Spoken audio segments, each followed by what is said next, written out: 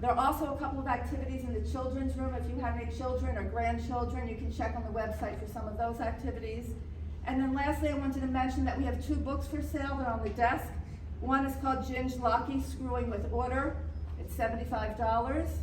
The other is Green from the Get-Go, and that's $38. And they're 2 really wonderful books, and you can take a look at the copies on the desk. So I just now want to introduce Tom Grotta, who's going to give us our walkthrough today. I guess thank you for all coming. I just also want to mention my wife, who are equal partners in this craziness of setting up the show, Rhonda Brown. We've been representing contemporary textiles and sculptural basketry since the 80s, arguably. And this is our 3rd exhibition here at the Flynn. In fact, the first one we had, the former curator of the Museum of Modern Art, Mildred Constantine, said it was the most important textile show in the United States in 15 years. So we thought this was that kind of show and why we wanted to bring it here. These are 2 really monumental artists in their field. And we were lucky because, well, one, I did spend the pandemic working on that book on Ginge Lockey, where I can tell you every piece is buried, and we were able to get both early work and current work. And John McQueen, we've traveled to many places to not just get work from him, but also from collectors, so that it's unusual to see this range of work from different parts of their careers, because these are people who didn't just say, well, this sold, let's make another one. That every time they reinvented the wheel, and you rarely, even when you see a publication, it's usually a small pamphlet of one period in time, and you really get an opportunity here to see a body of work over many, many years.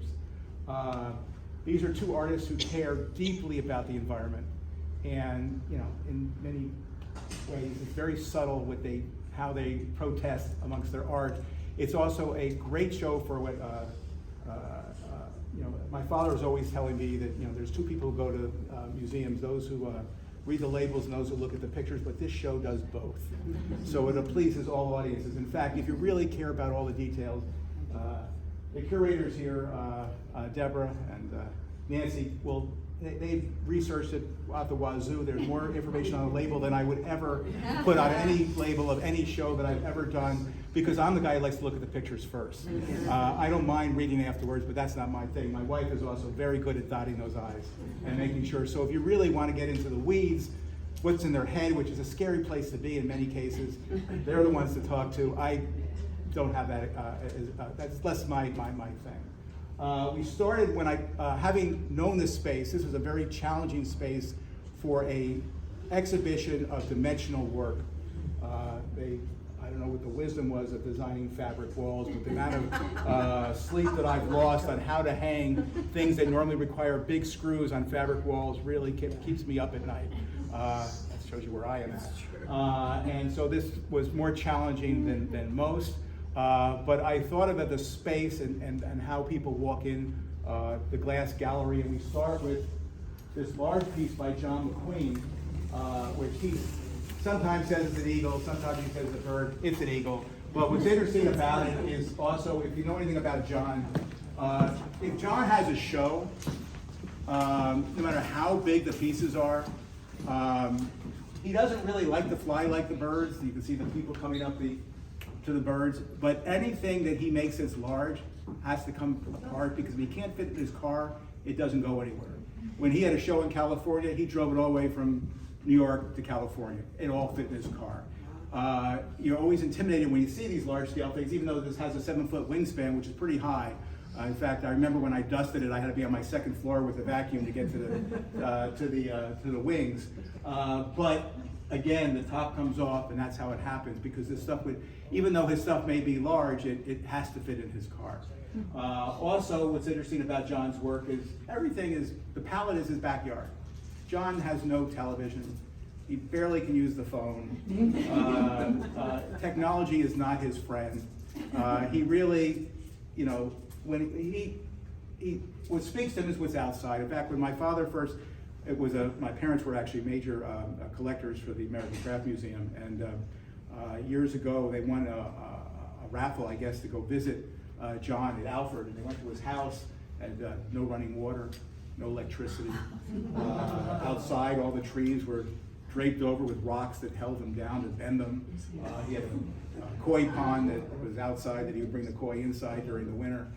He had a 1,000-gallon horse tank up top that how the water would drip down, but there's still no electricity there. But he built the house from scratch that he lived in. He's always been a low-tech guy, and if you see a difference in material, it's because he moved. And so his new backyard has different trees than his old backyard. And if he wants to change the palette, what he will do is he'll turn the bark around. So in other words, he'll take the dark part of the bark for one part of his palette, he'll take the inside of the bark for the other. The bark still speaks to him. Sometimes he'll stitch it together, sometimes he'll staple together. But John started weaving on a loom. In fact, one of the baskets that I recently acquired is the third basket he ever made, and it's completely woven on a loom. And so technically the guy knows how to over and under really well. And he's taken it and made it more sculptural, but he started more as a basket maker. That is, even though he studied in sculpture, it's all become sculpture. And anyways, it has great scale, and I thought, wow, this would be a great way for people not to be able to miss it walking past the front window. The two pictures that I actually photographed in their both studios, the top one is Judy Jalaki. I'm actually working on a book of photographing artists in the studios, one of my favorite pastimes. The piece in the background is one of the few pieces that got away from me. She sold it before I got a chance to get it. It's actually about an 8x8 foot piece of abstract letters on the wall that are all pinned to the wall. But you go to Ginger's and she's got tons of wood everywhere. In fact, it's been at least 20 years. I did a lecture at the Palo Alto Cultural Center in California. There was an opening of the Dominic the Mayor show, and I actually was on a panel with both John and Ginge. And I stayed at Ginge's, and she had this glass room, and it was just nothing but jars wrapped with twigs so that they could be used later for something. And then I remember driving with her to the lecture, and they kept looking at all these branches on the road, and I said, do we have an empty trunk? You know, they wanted to collect. You know, they would never, these are not people who cut down trees. They're taking pieces that are already cut down or trees that are coming down. They very are concerned about the environment and would never do that. And John, if he's not weaving, he's stapling. In fact, you can see on the pictures on the wall there, he's actually stapling his designs right to the wall. Sometimes right, the pieces, that's how they are. In fact, if you look at his studio, there is so much texture to the wall, you would think it was done deliberately from all the staples he's done over the years on his walls. You sometimes question whether you're inside or outside when you're at John's house, studio. Actually, the basket up top is an unusual piece she's actually making out of wire. It was a word piece, a commission piece from one of my customers here in Pound Ridge, but actually in the book you can actually see all the four sides of the letters of the wire basket. But she's always got several pieces going at once on this huge table in a much nicer studio that she's recently moved to as her husband retired. Has an amazing view of Alcatraz from the second floor. It's quite beautiful. Very different from John's. She has an elevator, there's electronics involved. She uses a computer, never for John. In fact, he's always questioning, you know, he's looking at a picture on his phone, he says, I gotta hang up because I can't see it and talk to you at the same time. It's too complicated. His home and office now is in a studio is in an auto body shop, a former auto body shop. Yes. That's big. Exactly. And he doesn't care if nature comes in. As far as he's concerned, he's amongst them. The corner piece, there was a very major collector of John's work, early collector, who would go to Cranbrook, and he was actually introduced to John through Bob Turner, the potter, and said, you gotta see this guy. And he actually supported John in the early years, buying lots of his work, and we recently were able to bring him in as he's just got married at 90, and his wife is worried that she may be stuck with this stuff. She has no idea what it is. we all of a sudden got lucky, and we're now the benefactors of these pieces. This piece is called Billboard, and this is a typical thing of John. He loved putting words in his work, but he doesn't necessarily make it readable. In fact, one of the reasons it's so hard to read is it's different words on both sides. And that's intentional. He wants you to really think and look at it. You can decide if you want to figure it out or not. That's not really what's important to him. And of course, if you read the label, it'll spell it out, but that's cheating. But anyways, but that's typical in all of his work. Sometimes he even makes up words that are, he might as well, he could work for Star Trek in how he does that stuff.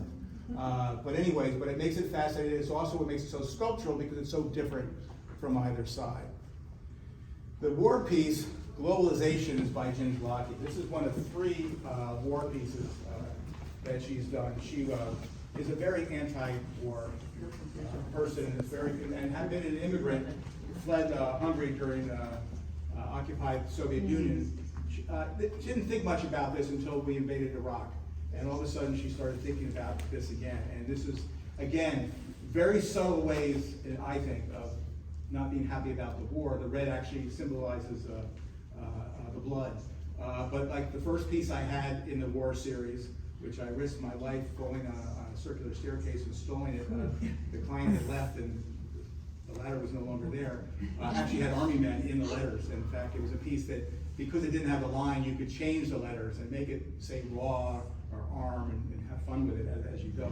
But all I remember is shaking my legs going, how am I going to get down from here? This was also the greatest challenge hanging here. My assistant Mary and I, how do you hang a piece this heavy on a fabric wall? And we were very happy we found a stud up top. It's a rare case where a stud finder actually works. We come around to the corner here, there's a piano piece. John doesn't like to do commissions, and he said after this piece he's never going to do a commission again. This was her pianist who actually decided didn't like it. But it happens to be a great, great piece, and he loved the playing with the grid and the flatness. Again, this is a willow that's been bent and tied with wax linen around a simple carton, with tons of little knots that he creates. But I think she was wrong. So is even the white grid? The white is just a grid of wood, Okay. and then he's worked that as the armature. He tries to use basic things in what he does, but it's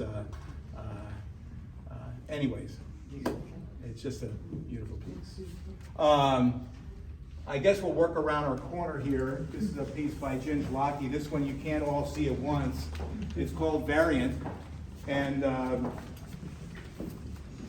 it's got many red golf tees, and she did it during COVID with all the blood.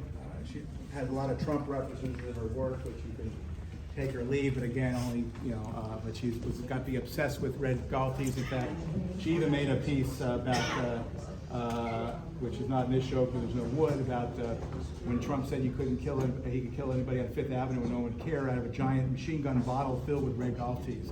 So she has her subtle ways of objecting that mean a lot to her, but anyways, but it's a beautiful, beautiful piece, and it's the first time she's ever assembled the work with the tees rather than with dowels or screws. It's a new way of construction for her, so she found the challenge quite exciting. And then when you move around the corner, we have the midnight. At the 6th, we're going back to her environmental themes. If you look really closely, you'll see reptiles and animals coming through the wood. She's questioning how we're going to deal with their extinction in the environment. Again, if you care about that stuff, that's important. It just happens to be a great graphic. So did she carve those? She cuts the branches that she has and paints the edge. The red is actually the blood from the environment, the constant theme, but it uses screws. She's a great puzzle maker.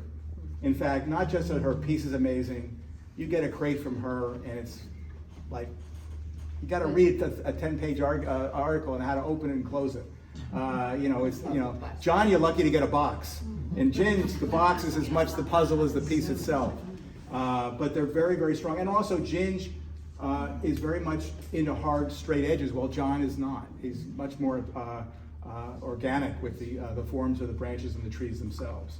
Over here is the Birch family by John. It's a family that is deliberately split in the center, the two panels, as basically the DNA from the kid comes from both halves. But again, here's a case where he turned the bark over to give you the two colors of the form.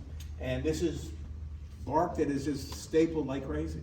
But he can see imagery in the bark, which most people, he talks to the trees, I guess. What can I tell you? He likes to do groupings of 4. They're never the same. And one of his chagrins over the years is he would give things to galleries, and then they would break them up and sell them individually, which really upset him. Because this was originally one of four. That's why it's one of four guys. And they're all different poses. So when I say they're four, they're never identical, but they're same theme. Again, what's interesting about this piece is he made this figure, and he says this is really great, but it's not very stable, so he gave the guy a skirt. And the skirt gave it stability. But anyways, but again, he's playing with the two tones of branches, and yeah, many of these pieces feel like it's a self-portrait. Not that I've ever seen him in a dress. Here's a piece. John loves to play with words and also pictures that say words. If you look at it closely, you can see the knot, the bee. You can a bowl, not believable, and that's what it says. But again, that's visually it's so strong, it's less relevant. It's just fun for those who want to read the labels. But again, and he also loves the idea of mixing the plastics that are tearing apart the environment with the natural materials, which is something that's a constant theme in both Ginge and John's work. Around the corner here, kind of hieroglyphics. One of my wife's favorite pieces, who loves abstract type, is by Ginge Locke. It's called Notes to Self. It seems like such a simple piece, but it's her way she puzzles the shapes together that make it seem so legible, like it was deliberate. But it just hangs on simple nails. But it's the shadow that it creates. It's the order, the chaos. Like I said, she's an incredible puzzle maker with non-fitting parts, and it's just beautiful. And also using the negative space as well as the work itself to create the form that you're dealing with. Not fun for somebody like me, because eventually you got to patch the wall. Around the corner here, we go back to John.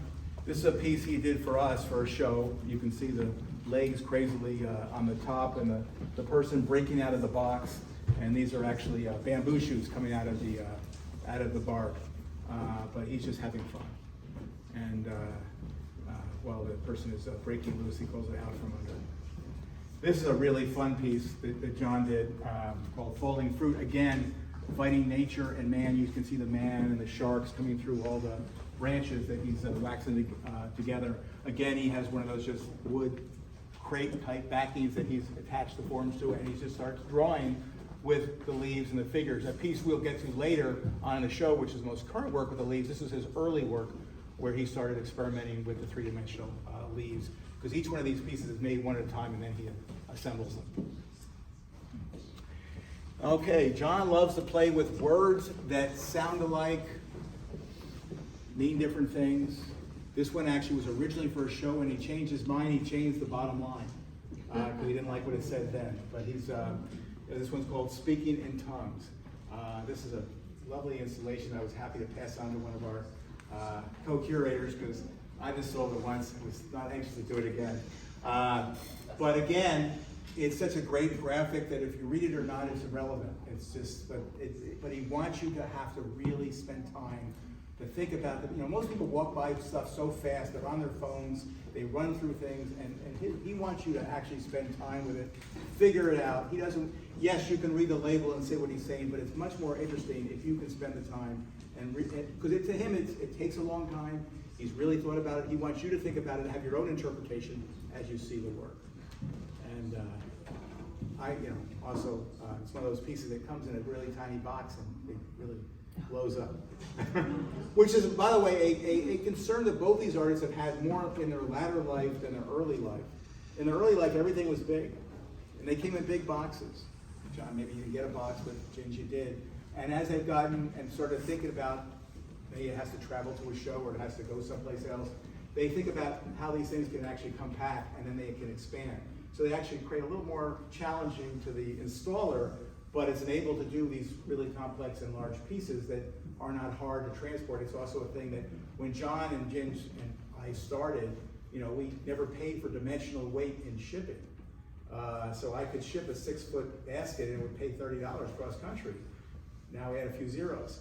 That has changed, so compacting this stuff down, we always were freaking out, all of a sudden we're paying more than someone stepping a heavy bronze sculpture because they're paying for the weight, we're paying for the size, and it weighs nothing inside. So now they try to compact their stuff down so they can deal with the economics of actually shipping. This is sort of a Corinthian column that John has created.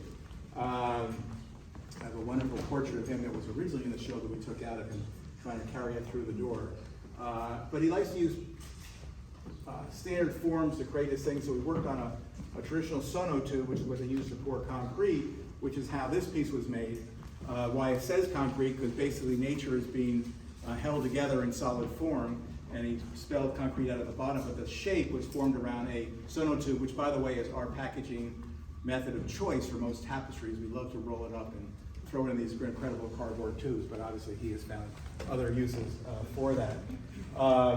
Again, these forms are similar in that he has words around the one where he's, again, bent the willow. And this one actually has, these are the shoots of the bamboo that come through, that's why he calls it breakthrough, through the form. This is an early work. It's one of his first word baskets. And one of our concerns when we were doing the show, we said, these people are known for putting words into their work, and this is a library. We thought that made a lot of sense, but John, in recent vintage, has been doing much more sculptural, figurative, abstract, and it's really more of his early works where words were more prominent. So I was really excited to try to get some of his earlier baskets that actually had words involved.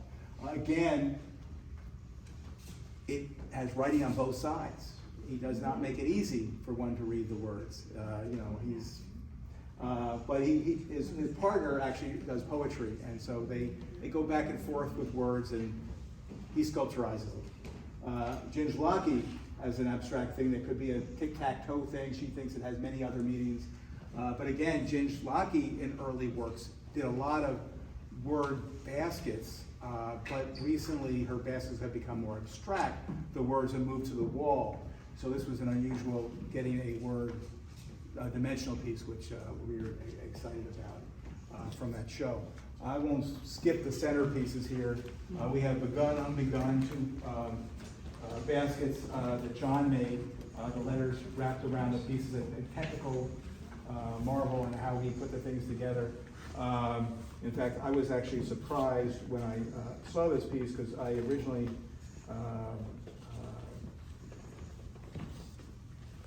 saw it.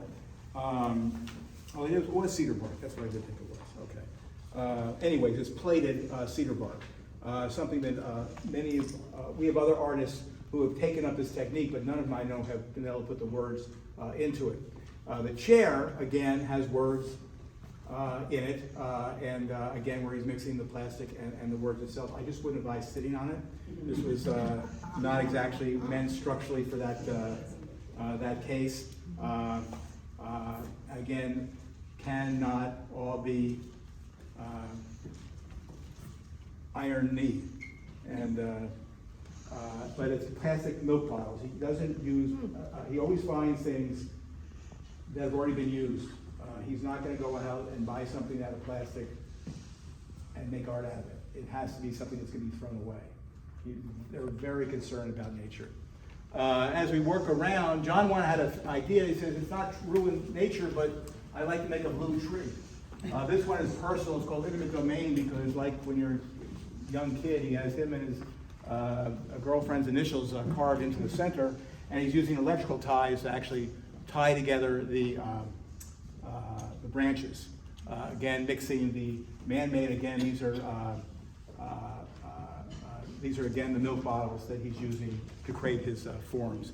We're throwing away tons of plastic in the environment, and he thinks it's just a terrible thing, and he likes to bring our attention to it, which is why he came up with this one called Real, where again he's mixing the sticks with the recycled plastic. He thinks there's just so much plastic, and what it's doing to our environment, we're just not paying enough attention. So all the color is all from different recycled plastics. Oh, wow, great yes. colors and Yes. pretty plastic. Well, he can make the ugly look awfully pretty. But it's the vision to look at something that's other people's trash and say, hey, wait a minute here, this is really a beautiful thing. even though it's better to make art out of it than throw it away, which is what most people do. The other interesting thing for label readers is that he's referencing Chinese painting, landscape painting, where humans are very small. Trying to make the point that humans and what they're doing to the earth are very small compared to the enormity of the impact they're having. Yeah. And we did get a longer label than usual from him. He's a man of very few words, unlike Ginge, who could just keep going. She's a teacher, and you gotta, if you go on her Zoom call, you may, if you want questions, she will be happy to answer. She's had many years of teaching about her work. This is called The Praise of Empty.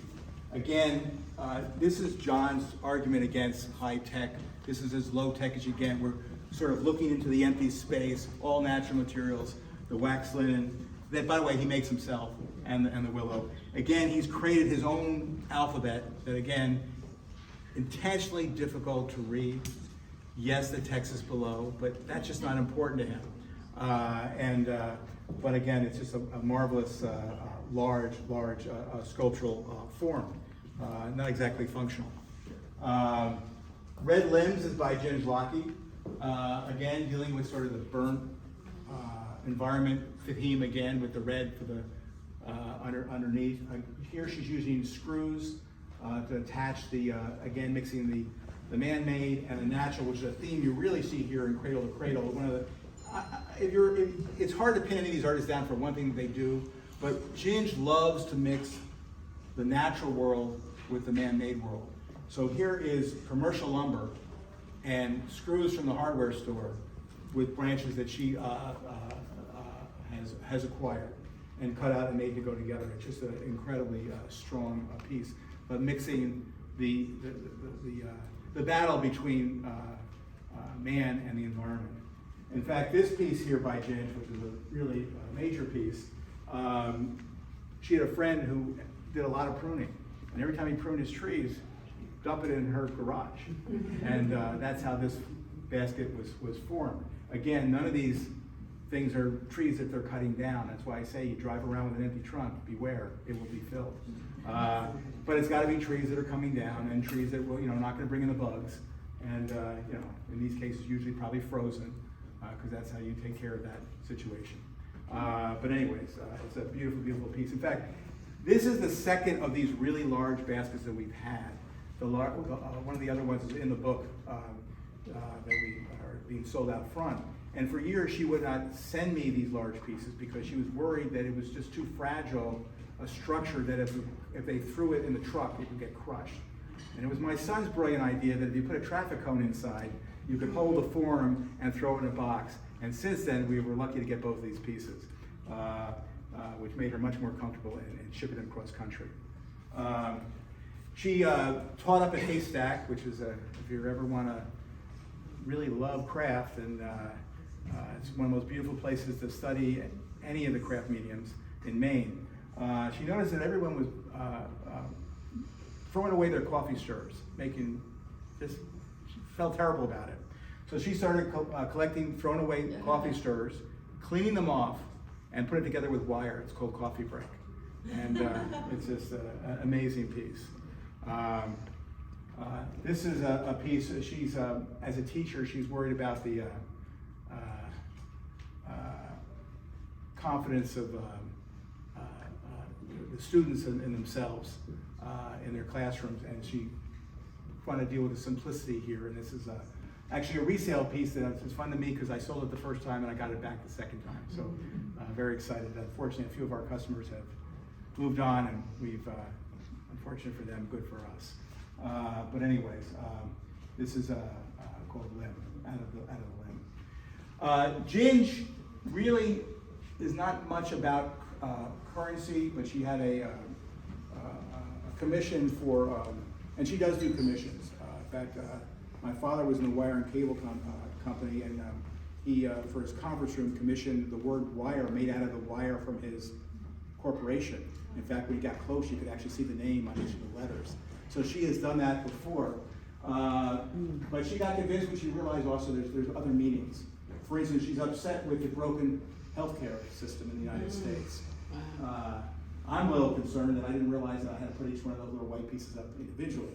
But that's a separate issue. It's the only piece I had not installed before I came here. I had actually photographed it in her studio. But it's, again, she's got to make a statement whether you see it or not, but it's just a strong, striking piece. This one's called Give and Take. It's based off the Taiwanese dollar with our dealing with what's going on in China and the United States, and that's why you also have the red on the top of the twigs. This one here, again, is an anti-war piece. You can see the burnt wood and the army men coming out of it. Again, subtle from a distance, almost irrelevant, but it's just when you get close, you get to see that. The Turkish lira, reaching to try to get into the United Nations and all that kind of stuff. You see the reaching out, again, her idea of, I personally get creeped out when I go to the artist studios and I see all these little hands, little heads, and we have quite a few of them that do that. And then when they redesigned the Indian rupee, she made the point that, you know, if you sat on a single nail, it hurts, but if you sat on a bed of nails, it's okay. My bad back, I sit on those chiropractor mats all the time. It's amazing how you can fall asleep on those things. And that's based on the modern design of the Indian rupee.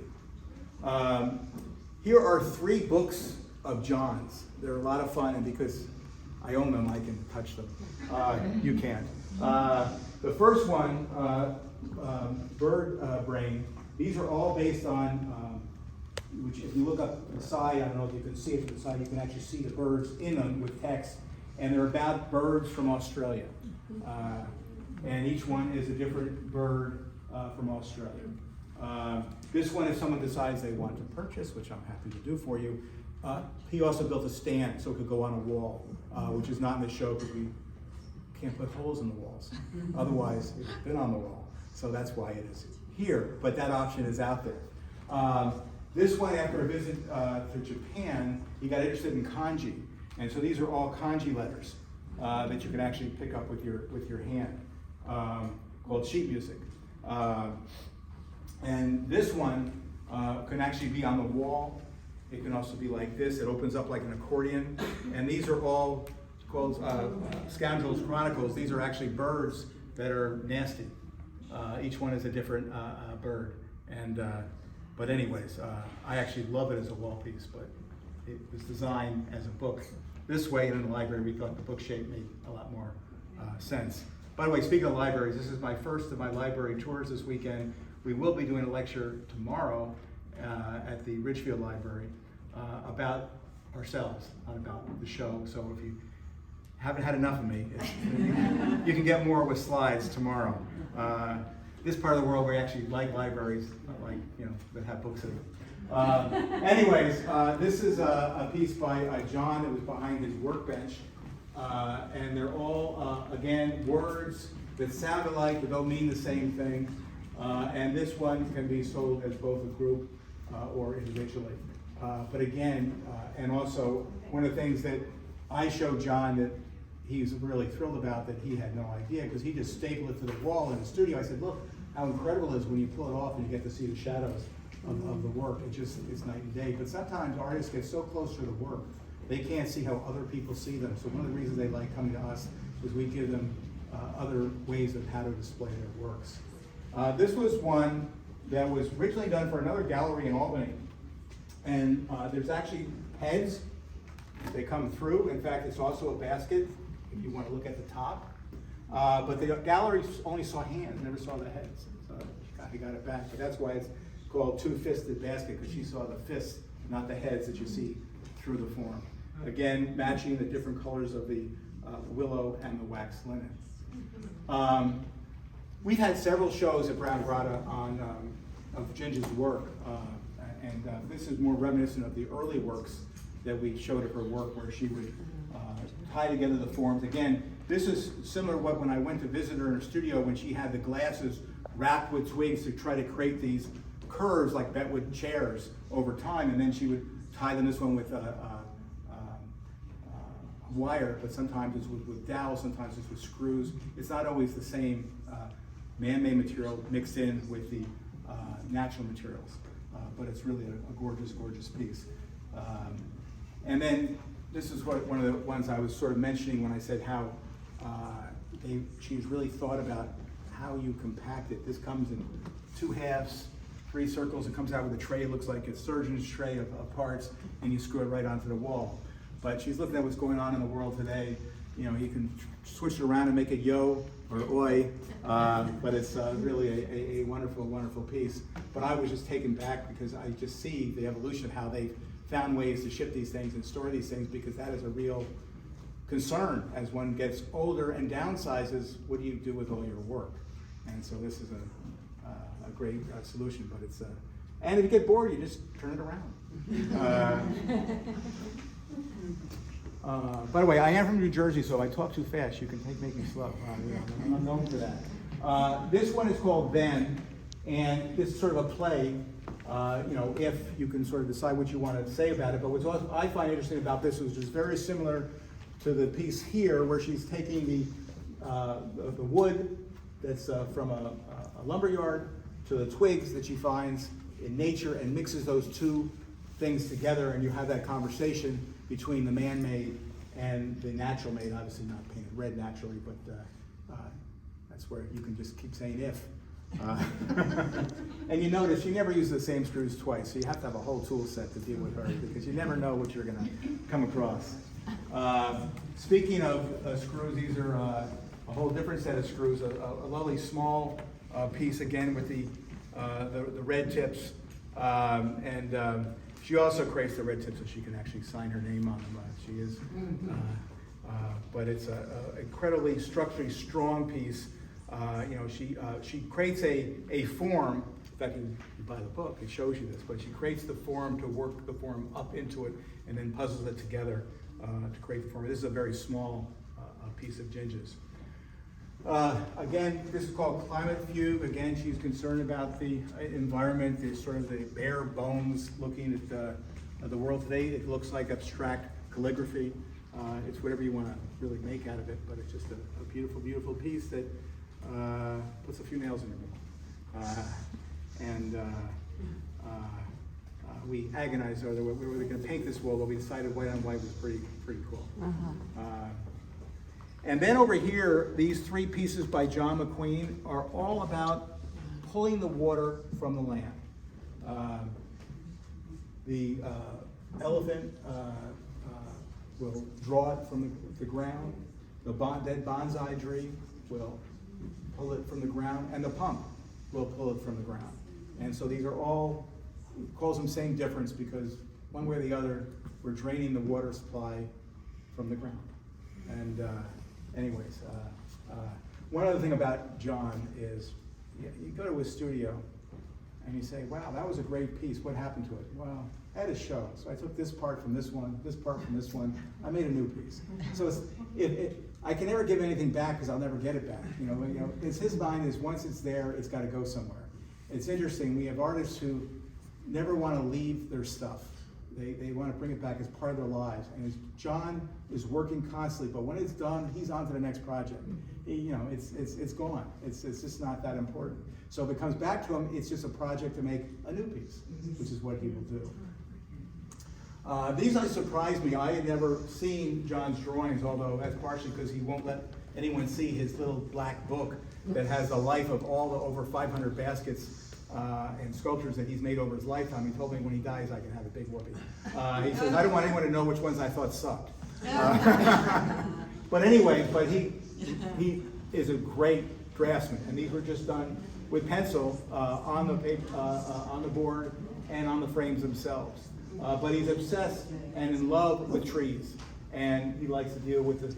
On the top, he's interested in it was inspired by a poster, but he was inspired by the space between the elephant and the tree. The bottom one, he was obsessed with the reflection of the tree, and the bottom one was his idea of the sculpture in his head.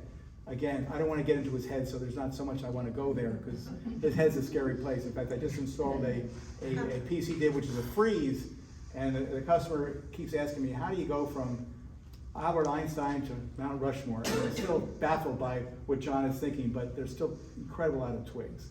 That's what he draws with. This is a marvelous piece that almost looks like driftwood, but it's not. And again, dead branches that have been screwed together, and by Ginger Locke, if I forgot that part, called Dryland Drifter. Anyways, I just don't have a bad angle. One other nice thing about some of this work is something natural like this. You know, a lot of people always want to put their colorful piece in their window and watch it fade. You know, this is natural.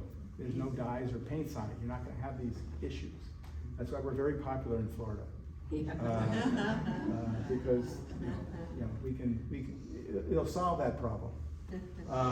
This is one of our early pieces that Ginge did. In fact, it was in our first catalog, and then she took it back because she really liked it, called Rivers Bend. She was obsessed with when you go down the rivers, all the tied up branches and the crevices and places, and you sort of try to recreate that with the wire and the twigs. And anyways, I kind of got a kick when I went to photograph her and still saw it in her studio. So it had a lot of personal meaning to her. And being an avid kayaker, I have the same love of rivers. These came from two separate places. We had actually seen this piece in his studio and really, really loved it. Again, he was obsessed with the beautiful full moon, dealing with the turning of the bark and the other side of the bark. And then we saw this piece that our client in Pennsylvania called Man. It actually has, it's the other side of the moon, it's actually the half moon shape, but the type changes on both sides. So it reads completely differently. This one, if you walk around, you actually can read both sides. And if you take it home, you can flip it up too. But we were obsessed. My wife, being more literal than I am, loved the idea of putting these two things together. So when we were designing the show, this was really a pivotal part of the design, that these pieces, even though they were not living together at the time, weren't done at the same time, belong together. And then over here is a simple, Ginge did, when I did her book, I broke it up into different bodies of her work. She did a bunch of grids. Many of them are abstract, some of them say words, and some of them are very simple, and some of them are complex. Some of them say tree, some of them were just open grids, some of them were 8 or 9 feet long. Again, come in a small box, you got to assemble. One was called an engineer's grid that I'm convinced, the only reason I sold it was because I went to another engineer who could figure out how to hang it. But anyways, but this is one of her grid periods. I sort of forgot to mention this when I was talking about Ginge's. We tried to cover most of the periods of her work in the show, but it had to relate to the words. In the book, we break it down to the grids, the baskets, which is a good chunk of her work. She does a lot of environmental, sculptural, outdoor pieces as well. She's traveled the world to do environmental pieces, some of them political and some just about the environment. She did early weavings that are very different than any of this stuff. And then she has her word pieces, wall pieces as well. So it's just interesting that there's just such different bodies of work over many, many, many years. Ginge actually studied to be a gallerist. And her parents actually ran a gallery where they would show important Chinese painters in San Francisco. In fact, they sent her to Paris to learn to be a gallerist, came back and decided to be an artist. So it's just interesting. But she has a greater sensitivity than most about how to present her work and how her work is presented and how people can see it. And one of the problems that artists have is they're so close to the work they can't see how other people do it, and she has thought that part. John, in the other case, here was a piece that when we were designing the show, he says, I got a piece I'm working on. Now, when John would do a piece, it may take him a while to think of what he's going to do. It may take him a while to harvest the material that he's going to do. But then he basically says it takes about a month to weave it. But he's living with this lady who does these projects, writing projects that take a year. He said, well, maybe I should try that. So we decided to spend a year to make, which I'm not allowed to tell you how many, because they have some kind of questionnaire here, which is crazy. But anyways, his original concept says, Tom, well, don't worry about it. I said, I'm going to this gallery that we can't put holes in the wall. They got fabric. He says, don't worry, we're just get a string. We'll put it on one side, we'll put it on the other, and we'll just hang them all up. I go, yeah. So I just said, okay. Well, John's stuff always works out, but it obviously had not been clear in his head at the time what he actually was finishing. These are all individual leaves that became a stack of leaves. In fact, you take it home, you can bring your own rake. You can't assemble it incorrectly, although he does separate it in what he thinks are the bottom leaves, his least favorite, the middle leaves, which are more favorable, and the top leaves, which he thinks are the dressing. But there's no wrong or right way to do it, although I have learned that you do have to have balance around it. Like when you're building your Legos as a kid, you don't want it to fall over. But it's an amazing piece. It took a full year to do, and I don't think John was interested in continuing the idea of pieces that take a year. At the end, I said, "You think anyone's going to count to know how many you really did?" Well, apparently here they are, but I'm telling you, if he made less, nobody would have known the difference. And so this piece was specifically designed for this exhibition, even though its original design would never have worked.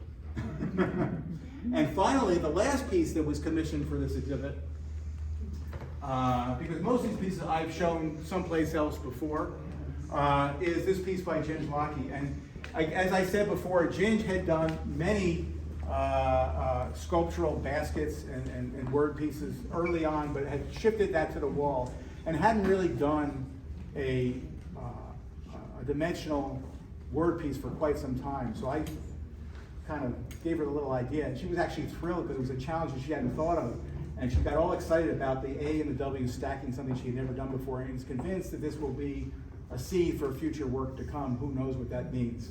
And this was, and she's in awe of it. I'm very excited. Of course, it showed up after everything was already done, and we exactly had to cut down the pedestal to make it all work and make it fit in space. But we thought it was important to really show the full range of what they did. And again, it was special because it was made just for this show. Anyways, that is my abbreviated tiptoe through. And if you have really weed questions, I'm telling you, they've read the labels. And they're all there. And Rhonda can even go further than that. But otherwise, more than glad to answer any questions one has. Oh, more important, I'm here to show what's happening. Besides the show at Ridgefield, we have been representing contemporary textiles since the 80s. We're probably the largest dealer of internationally contemporary textiles and sculptural basketry in the world. We have a major exhibition that opens at our gallery in Wilton, Connecticut, which is only open for 10 days. There are brochures that you can take on. It's called Acclaim Work by award-winning international artists. And everybody in there has, whether they're gold medal winners from the American Craft Council or we have artists that won international awards from the pioneers in the field, from Sheila Hicks, Olga D'Amorel, to Lenore Tawney, to Connecticut's arguably most famous craftsperson, Helena Hermark, who's actually woven small pieces that actually are accessible, since not everybody can afford a big Helena Hermark, which are framed by Mary, very beautiful, which will be in the show. So it's a very exciting exhibit. There'll be a huge catalog, which I am still working on, but promise that the ink may be wet, but it will be available at the opening. You can make an appointment on Eventbrite, and there's usually a lot easier to get to during the week when there's less people there than on the weekends where I guess people come to eat. But anyways, it's really a fun show. It's where we're in an 1895 horse barn with 21-foot ceilings. We only have 2 10-day shows a year that we open to the public, since most of the time we take works like this and we photograph it in space, and we put them on our website, which is how most of the people know about us. Our stuff is sold all over the world to both private and public collections. In fact, our website, if you go on today, it gets better every hour, I'm told. We've been redeveloping it for over 2.5 years from the ground up, so it'll look good on your watch, apparently, and on your big computer. I had to hire some younger folks because I'm always a control freak who designed everything, including is Wilson still here? Who's on our team of trying to navigate between those youngins and myself to make sure that it comes out so everybody can see it in a way that they should. But the website has over 1,000 pieces of art from all over the world, and unlike the previous website, the old way of looking things was you had to see the website the way I wanted you to see it. You only got to see the money shot, the perfectly retouched, perfect angle, etc. But now, because we reach many people, many different languages all over the world, we now have multiple images of everything, high resolution. If you want to spend your lifetime on it, you can. There's that much. On top of blogs that my wife has written for years that are come on here, which doesn't just sell the work, it really more explores what is happening in other museums, in galleries around the world, with trends and other things, so we can educate people. And we also sell on our website. We publish, I think this is our 55th catalog that we published, as long as the books, which she's showing you here, one is a catalog and one is a book.